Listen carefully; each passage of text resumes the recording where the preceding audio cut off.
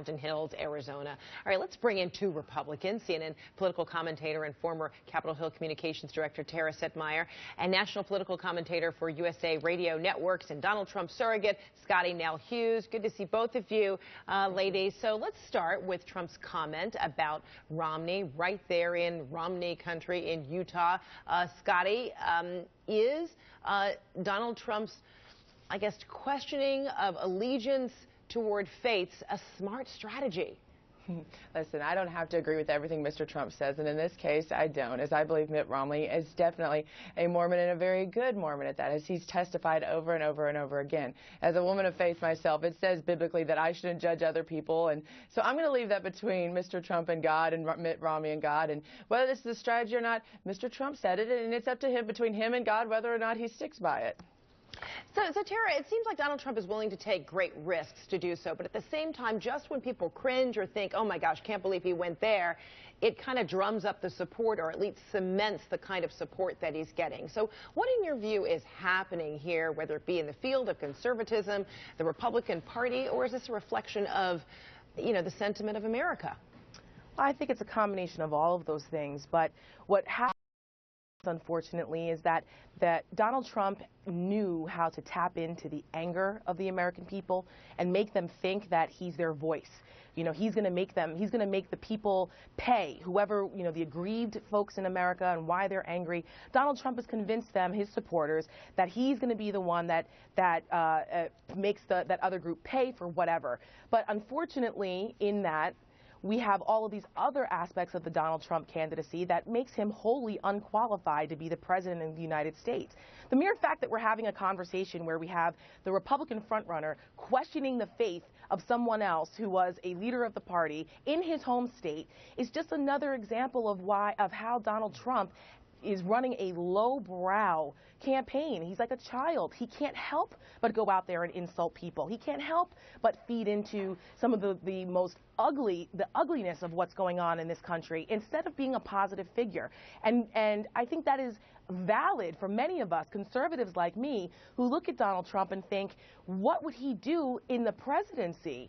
There has been nothing in his character, nothing in his past behavior that tells me that he would be capable of being a decent president, honoring that office, and that is concerning. Besides his policies, which are all over the place, we really don't know what they are, and they're not very conservative, the ones we do know. Besides all of that, just character and decency make him wholly unqualified. Look at what he does every day. What are we doing? And Scotty, how is it, you know, listening to all that Tara said, I know you all don't see necessarily eye to eye, particularly on conservatism and particularly on Donald Trump, because you are, you know, a surrogate, a supporter of his, but how do you respond to all that Tara just set out? You're both representing a party that Donald Trump has attached him to, but now there are fissures within the Republican Party about whether he is a true conservative, whether he really does represent the party, or if he's out for his own individual aspirations.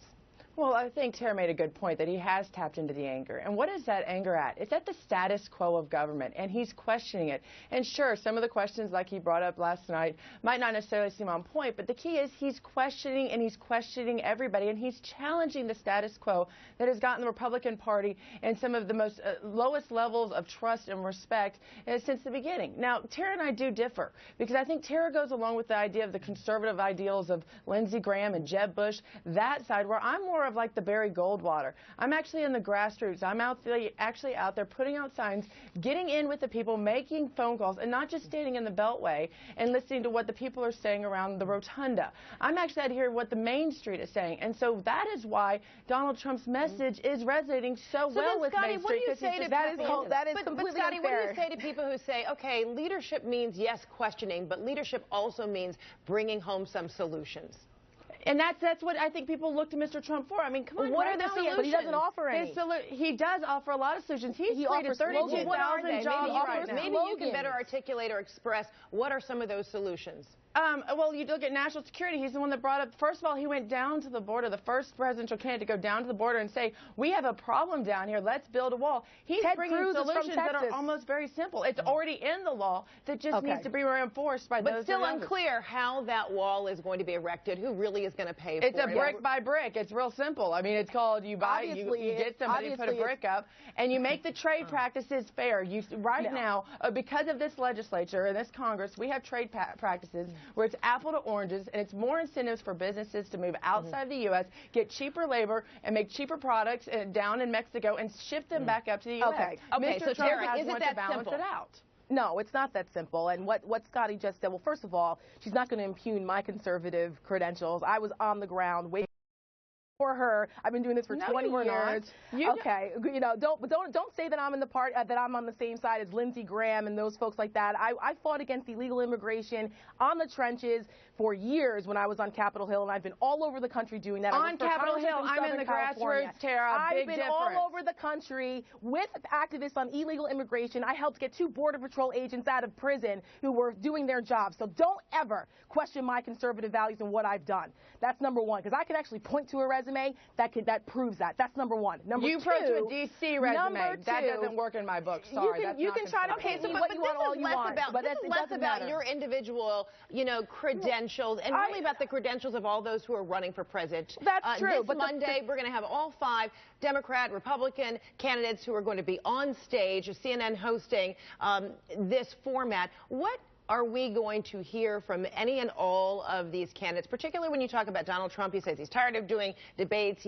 He is tired of the same questions, tired of giving the same answers. So I wonder, you know, Terry, you first and Scotty, and then we're going to wrap it up. What are the expectations leading into a format like this, all 5 of the candidates in this primary race, and whether we are going to hear anything different, if there will be a concerted effort to impress upon voters something different from what we've seen from these candidates? Well, I expect the same nonsense out of Donald Trump. He has no substance to his policies. He doesn't acknowledge, at least when Scotty said that trade deals and the wall, you need Congress did this and that. Donald Trump has not acknowledged the constitutional restraints of what he's promising, what he's strong-arming people into trying to fall in line with him. You know, at least Ted Cruz understands, and John Kasich, they understand how the system works and how to make policy and laws within the balances of power here. We live in a republic, not a pure democracy. There are checks and balances for All right, real quick, John Adams warned us against this kind of populism and how dangerous that can be, and there's checks and balances for a reason. And I think, hopefully, real simple, Scotty, real quick. Real simple. I think we're going to hear Anderson Cooper did a phenomenal town hall. It's not a debate, so I think you're going to actually, and that's where Donald Trump shines the best, because he actually gets to talk to the people and not about sitting here and worrying about charging jibes with the other candidates. All right, we'll leave it right there. Ladies, thank you so much. Scotty, Tara, always